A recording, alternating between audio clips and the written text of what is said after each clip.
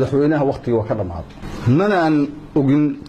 qaab sharciyeed oo madaxweynuhu ku sii joogi karo kursiga ku sii joogi karo waxaan leenahay Xasan Sheekh way ka dhamaatay waqtigii dadka Soomaaliyeed ay ku jaangooyeen inaad maamusho dalka ama aad hogaamiso hadda waxa la mid tahay musharaxiinta la mid inta kale musharaxaad la mid marka kursiga waad ka digaysaa marka ka degto dadweynaha Soomaaliyeed dadka u dhaxaysay waad ka soo baxaysaa ayadana baabuurta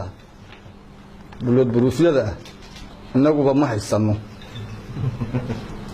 meesha aan joogno meel ka xun lagu geyn maayo meeshaas baaqiyatiisa marka dadkaad ka noqonaysaa meel fiican oo dadku u badan yahay ayaa dhimaanaysaa markaas oo soo sharaxaysa sida dadka kale soo sharaxaan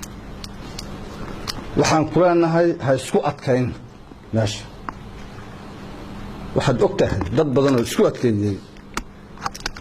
inay dhibaato kala kulmaan dhibaatana dalkooda u keenaan dalkaada dhibaato u keenin dadkaada dhibaato u keenin